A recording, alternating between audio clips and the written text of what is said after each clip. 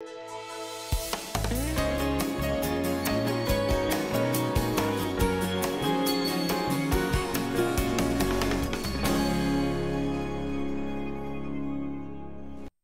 देवाला प्रथम स्थान दिलं नाहीत तर सगळंच विस्कळीत होईल. पण जर तुम्ही प्रथम गोष्टींच्या नियमाशी जडला तर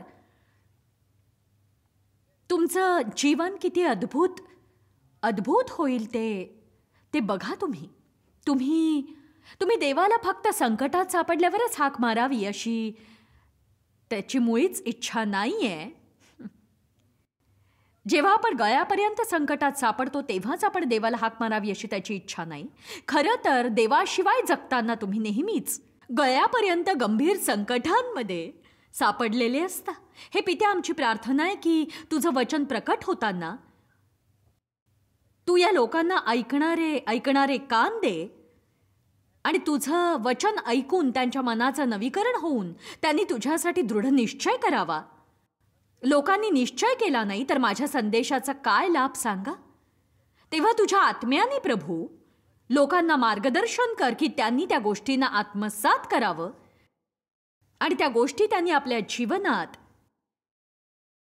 लागू करून फलदायी व्हावं. येशूच्या नावाने आमेन. 1 योहान अध्याय 5 वचन 21.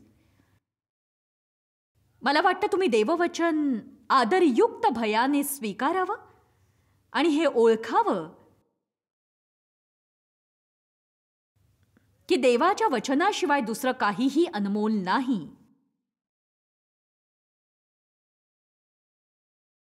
अद्भुत शास्त्र भागे 1 योहान अध्याय 5:21. पुष्कळदा मी सकाळच्या वेळी हा भाग उघडून वाचत असते. मुलांनो, तुम्ही स्वतःला मूर्तीपासून दूर राखा.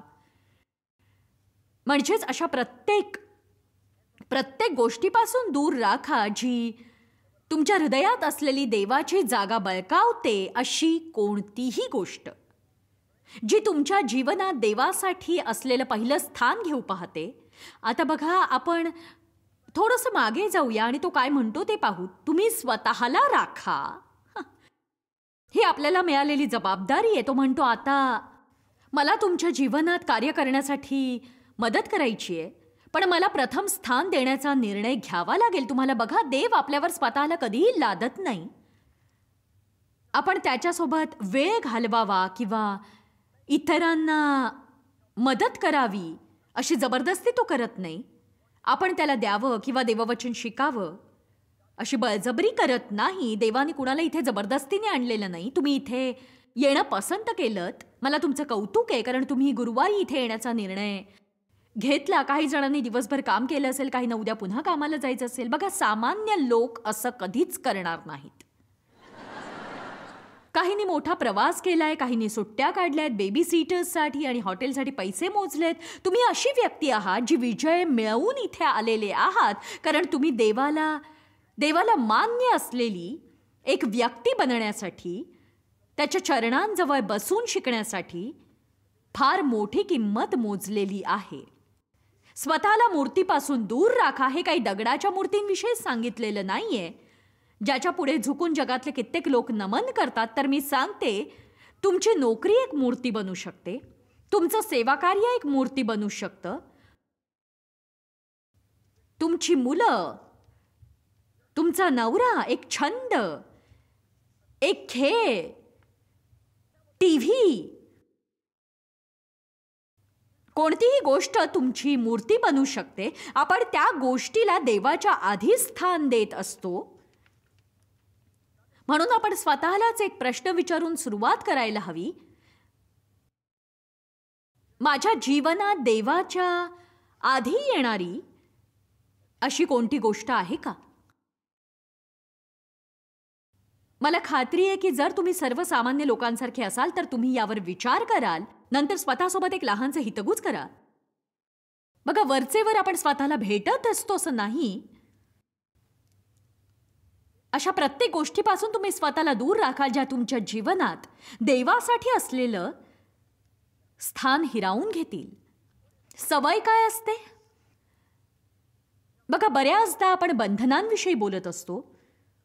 पुष्कळदा आपण हा शब्द ऐकत असतो आणि बघा, देवाने मला माझ्या बंधनातून सोडवलं किंवा अमक्या बंधनात मी होतो, मी तमक्या बंधनात होतो. आणि मी या शब्दांचं तुम्हाला अधिक स्पष्टीकरण देणार नाही, पण बंधनात असणं हा एक भीतीदायक शब्द आहे. तो ऐकूनच वाईट आहे समजतं.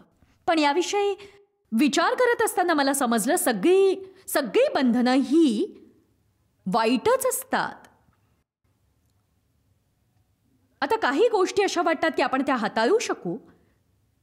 ती वाईट सवय असते. ती अशी गोष्ट असते की आपण ती वारंवार फार काळापर्यंत केलेली असते आणि आता त्या सवयीने आपल्यावर ताबा मिळवलेला असतो, पण आपल्याला तो ताबा मोडता येणार नाही असं नसतं. एखादी वाईट सवय तुम्हाला कधीही सोडता येते. तुम्ही आपल्या वाईट सवयी सोडू शकता.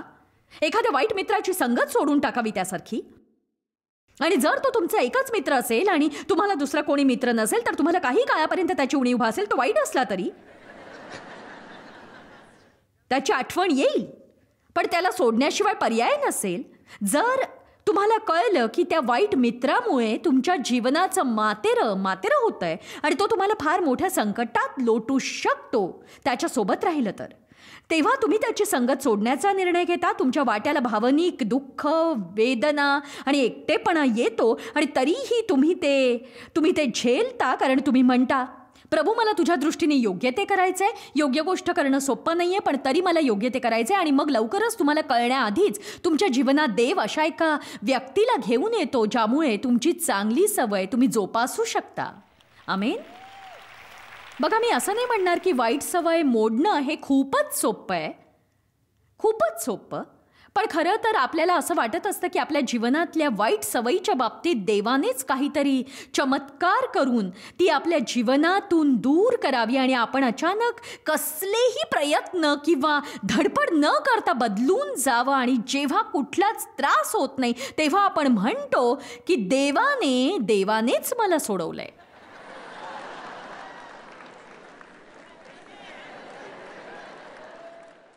आमेन. हे तसंच आहे जसं तुम्ही तुमच्या मुलाला म्हणता, जॉनी, तुझी खोली स्वच्छ कर. आणि जॉनी तिथे येऊन म्हणतो, प्रभू, मी डोळे उघडीन तेव्हा तुझ्या चमत्काराने ही खोली स्वच्छ होऊ दे. तुम्हाला काय लाभ होईल जर तुम्ही घराला म्हणालात, घरा स्वच्छ हो, येशूच्या नावाने घाण बाहेर जाओ. चला, आता जर आपण इथे आहोत तर या आठवड्याच्या शेवटी आपण थोडेसे प्रगल्भ होऊया ना. आमेन. जर आपण एखादी वाईट सवय मोडून चांगली सवय लावणार असू, तर त्यासाठी थोडे प्रयत्न करावे लागतीलच. आपल्याला थोडा त्रास होणं साहजिकच आहे. म्हणून हे पवित्र आत्म्याच्या सहाय्याशिवाय शक्यच नाही. बघा, हे समजून घ्या की वाईट सवय सोडणं देवाच्या सहाय्याशिवाय तुम्हाला शक्य नाही. ख्रिस्ती जीवन जगण्याचा प्रयत्न करताना लोक नेमकी हीच मुख्य चूक करून बसतात. ते स्वतःचे करू पाहतात आणि देवाला विसरून जातात. देवाशिवाय देवाला खुश करता येत नाही. हे महत्वाचं आहे, नाही का? देवाला खुश करणं देवाच्या मदतीशिवाय शक्यच नाही. म्हणून प्रभू येशू म्हणाला की मी पित्याकडे गेल्यावर तुमच्यासाठी मी एक कैवारी पाठवीन. मी पाठवीन तुमच्याकडे माझा आत्मा. तो तुमचं सांत्वन आणि मदत करील आणि तो पाराक्लेत आहे जो निरंतर तुमच्या सोबत चालेल. विस्तारित बायबलमध्ये त्याला मदतनीस असं म्हटलंय आणि मला हे आवडतं. तो नेहमी तुमच्याजवळ उभा राहून संकटात असताना तुम्हाला मदत करायला तयार असतो. पण बघा, लक्षात ठेवा, तो सद्गृहस्थ आहे. तुम्ही त्याला विचारायला हवं,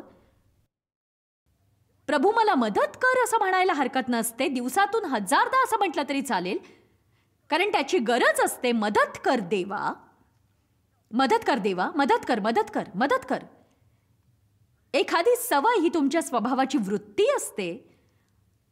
अशी वृत्ती जी वारंवार केल्यामुळे जीवनाला लागते. आणि बघा, आता मी सांगू इच्छिते की जेव्हा तुम्ही एकदा चांगल्या गोष्टीची निवड करता तेव्हा तुम्ही वाईट सवय मोडण्याच्या अधिक जवळ जात असता. वाईट सवय मोडून चांगली सवय लावण्यासाठी तुम्हाला एकच गोष्ट करायची आहे, ती म्हणजे एका वेळी एक चांगली निवड करा. हे करत असताना तुम्ही आपल्या मनात वाईट सवयींचा विचारही आणू नका. फक्त चांगल्या निवडींवरच लक्ष केंद्रित करा, कारण बऱ्यानेच वाईटावर मात करता येते हे लक्षात घ्या. देववचनातलं हे सगळ्यात मोठं रहस्य आहे. रोमकरास अध्याय 12:21, तुम्ही बऱ्याने वाईटावर मात करा. तेव्हा आपण आपल्या वाईट सवयींचा विचारही करता कामा नये, चांगल्या सवयी लावण्याकडे लक्ष केंद्रित करा. कारण मला वाटतं बऱ्याचदा आपण आपल्या वाईट सवयींबद्दल जास्त विचार करतो, ज्यात आपली शक्ती संपून जाते. बायबल म्हणतं आत्म्यामध्येच चाला, म्हणजे तुम्ही देहवासना पूर्ण करणारच नाही. ते हे म्हणत नाही की वाईट गोष्टी करणं सोडा म्हणजे तुम्ही आत्म्याने चालाल. ते म्हणतं आत्म्याने चाला, म्हणजे देहवासना पूर्ण करण्यासाठी तुम्हाला वेळ आणि संधी कधीच मिळणार नाही. मी तुम्हाला हे सांगायला हवं का की इथे असताना तुम्ही संकटात सापडणार नाही.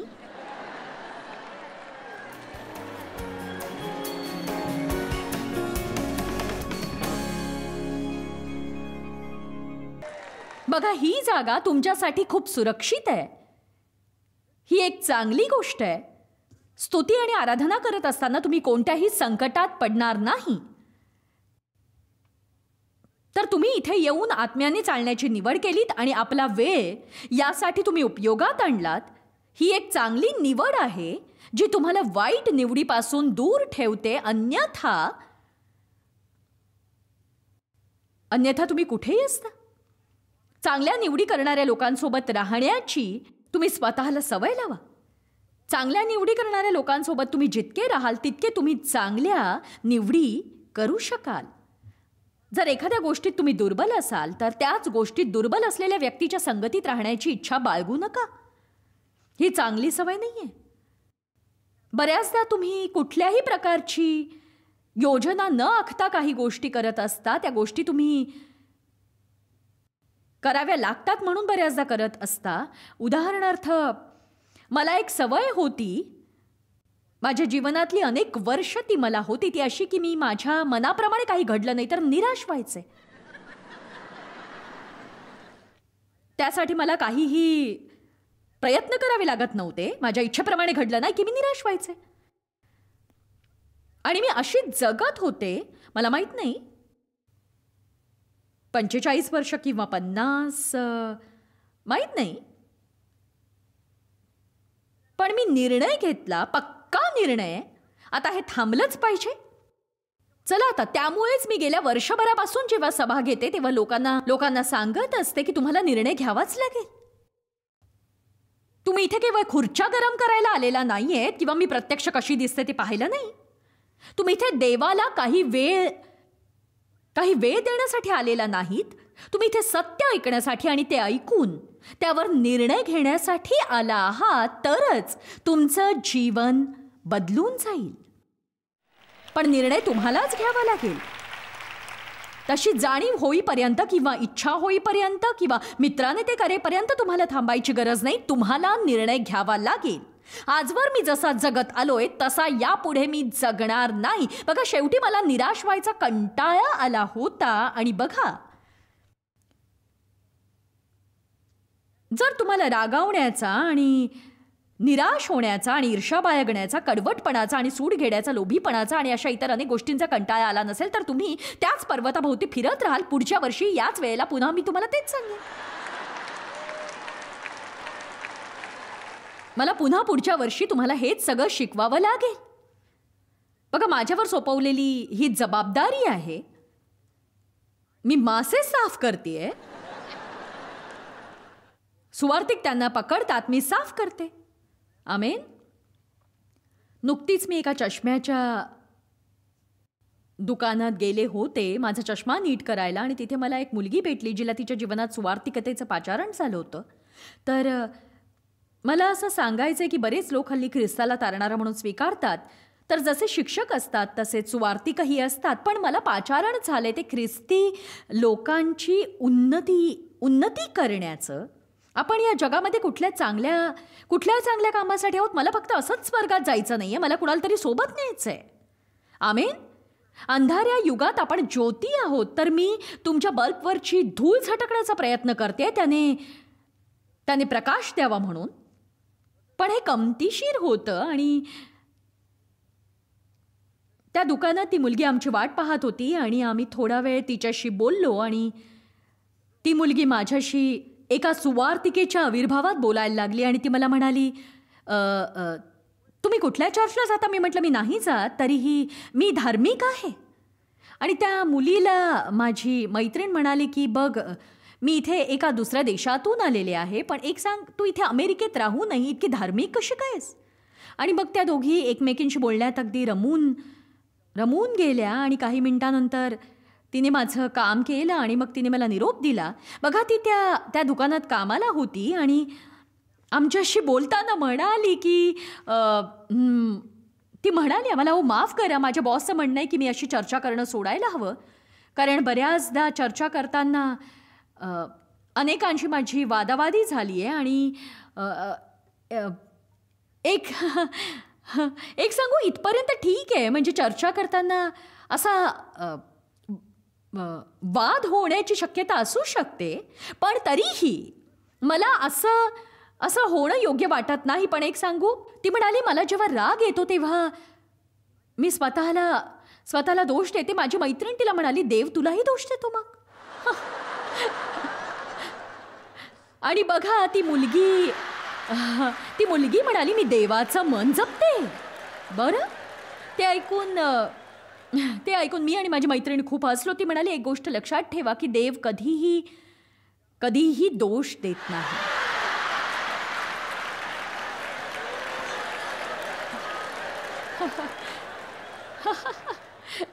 आणि माझी सुवार्थिक मैत्रीण तिला ओरडून सांगत होती, देव तुझ्यावर प्रीती करतो. आणि ती म्हणाली, जॉयस, तू तिला न धरताच स्वच्छ करू पाहत होतीस? ओ, देव खरंच चांगला आहे. आमेन. मला लोकांना प्रभूमध्ये वाढताना पाहायला खूप आवडतं आणि हीच माझी सेवा असल्याचा मला खूप आनंद आहे, कारण ज्या गोष्टीची मला सर्वाधिक घृणा वाटते ती आहे देवावर प्रीती करूनही आयुष्यभर कुढणाऱ्या लोकांना पाहणं, कारण ते देवाच्या प्रीतीमध्ये तृप्त नसतात. पण तुम्ही देवाच्या सहाय्याने आणि दृढ निश्चयाने प्रभूमध्ये तृप्त राहू शकता. तुमच्यातली प्रत्येक वाईट सवय मोडून तुम्ही स्वतःला चांगली सवय लावू शकता. खरं नाही वाटत का? मी म्हटलं, देवाच्या सहाय्याने तुम्ही वाईट सवयी मोडून चांगल्या सवयी लावू शकता. चांगल्या सवयी तुम्ही लावू शकता. मी ठरवलं की आता त्रागा करणं खूप झालं. आणि एक सांगू, मी आता पूर्णपणे बदलली आहे. मी अगदी ठाम निश्चय केला होता, तुमच्या मनाचा या गोष्टीशी खूप संबंध आहे. बायबल म्हणतं आपल्यासाठी देवाची चांगली योजना आहे, पण रोमकरास 12:2 म्हणतं तुम्ही तुमच्या मनाचं नवीकरण करा. तुमच्या मनाचं अगदी पूर्ण नवीकरण व्हायला हवं. त्यासाठी देवासारखा विचार करा, देवासारखी इच्छा धरा, देवासारखं बोला. फक्त स्वतःची कीव न करता नाशाकडे जाणाऱ्या या दुःखित जगासाठी देवाच्या मनाला जे वाटतं ते आपणही अनुभवायला हवं. आणि बघा, याला वेळ लागतो, यात काहीच संशय नाही. पण तोवर तुम्ही तुमच्या वाईट सवयींबद्दल आपली मानसिकता बदला. असं म्हणू नका, बघा मी एक वडापाव खाल्ला की आणखी 12 खावेसे वाटतात. तसं नसतं. 12 वडे खायची गरज नाहीये. माफ करा, पण तुम्हाला 12 वडे खायची गरज नाहीये. खरं तर तुम्हाला भूक नसेल तर तुम्ही एकही वडा खाता कामा नये. पण हवं असेल तर खाऊ नका असं मी म्हणणार नाही. तर आपण खाण्यासाठी जगतो असं दाखवणं आता आपण सोडायलाच हवं, हे लक्षात घ्या. बघा, मला शांत राहणं जमत नाही. मला फार लवकर राग येतो. नक्की जमेल. आणि मला हे कसं माहितीये? कारण तुम्ही रागाने बेभान असताना जर मी तुमचं दार वाजवलं तर तुम्ही शांत व्हाल.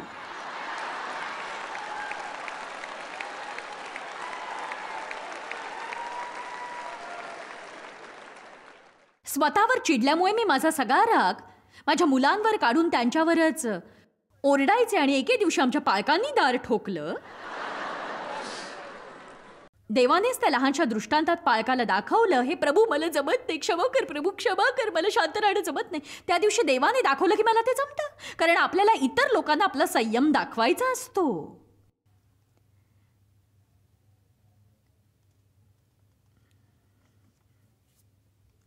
देवाने मला बदललं, तो तुम्हालाही बदले. बघा,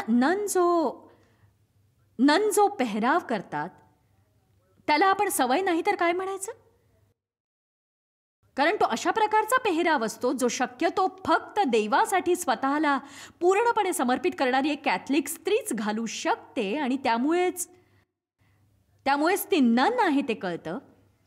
म्हणजे तीच त्यांना ओळखण्याची खूण आहे. त्याला ते लोक सवय म्हणतात. घोडेस्वारी करणारे लोक त्याला साजेसा पेहराव करतात आणि ती असते घोडेस्वारांची सवय. दुसरं काहीही नसून फक्त अशी गोष्ट आहे जी आपण सतत आणि सतत आणि सतत करतो.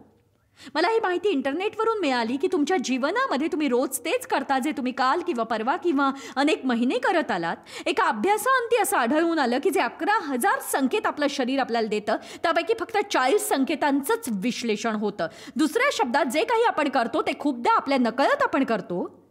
त्या आपण लावलेल्या सवयी असतात.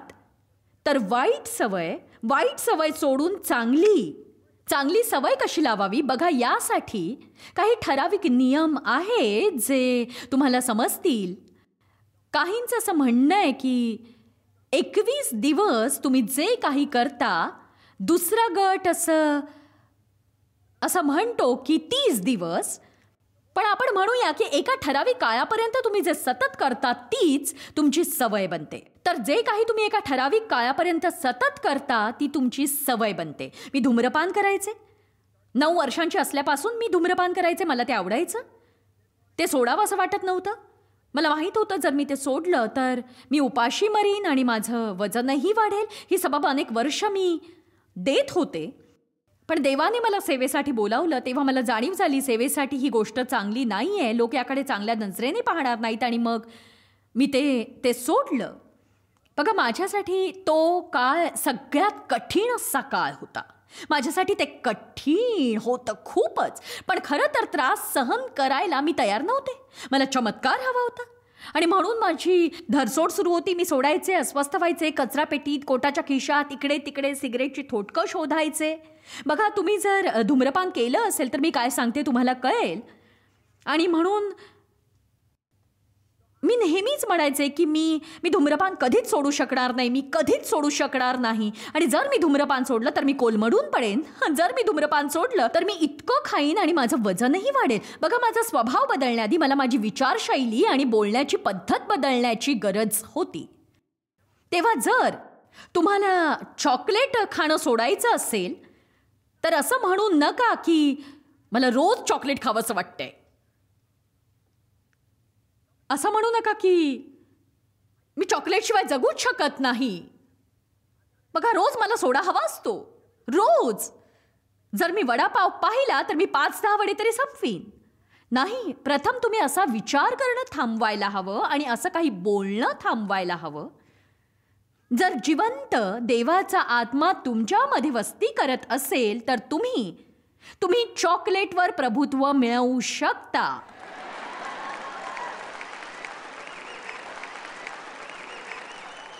तुम्ही स्वतःला ओळखा. तुम्ही कोण आहात ते आठवा. आणि तुम्ही कोण आहात आणि तुमच्यामध्ये कोण राहतो हे तुम्ही स्वतःला सांगा. तुम्ही अशक्त किंवा भोळे, दयनीय, अधीर, परावलंबी अशी व्यक्ती नाही आहात. तुम्ही देवाचं मूल आहात. तुम्ही देवाचं मूल आहात ज्यामध्ये सामर्थ्यशाली देव स्वतः वस्ती करतो. आणि केवळ तुमची इच्छा नाही म्हणून तुम्ही घर आवरत नाही, तुम्ही तुमची बिलं भरत नाही आणि अनियंत्रितपणे अन्न खात राहता. या सगळ्या वाईट सवयी आहेत. तर माझी प्रार्थना आहे आजचं शिक्षण तुम्हाला प्रेरणा देऊन त्या प्रत्येक गोष्टीपासून सोडविल जी तुम्हाला देवापासून तोडते. फिलिप्पेकरास 3:13 प्रेषित पौल म्हणतो, मी एक गोष्ट करतो, मागील गोष्टींकडे दुर्लक्ष करतो आणि पुढील गोष्टींकडे माझं लक्ष लावतो. हे आपल्या सगळ्यांसाठी महत्त्वाचं आहे. आम्ही तुमची प्रशंसा करतो. जगभरामध्ये हे सेवा कार्य शक्य करण्यासाठी आम्ही आमचे मित्र आणि भागीदार यांचे आभारी आहोत. एकत्रपणे आम्ही भुकेलेला अन्न पुरवितो, गरिबांना वस्त्र पुरवितो आणि राष्ट्रांना सुवार्ता सादर करतो. कृपया आमच्याशी संपर्क साधा किंवा भेट द्या. tmmindia.org वर आजच तुमच्या प्रार्थना विनंत्या सादर करा. आमच्या इतर साधनांची माहिती मिळवा. जॉयच्या सभेचे वेळापत्रक पहा आणि आमच्या बरोबर सहभागी व्हा. आम्ही येशूची प्रीती जगभरात वाटतो. दाखवण्यात आलेला कार्यक्रम जॉयस्पायर मिनिस्ट्रीचे मित्र व भागीदार यांच्याद्वारे केला आहे.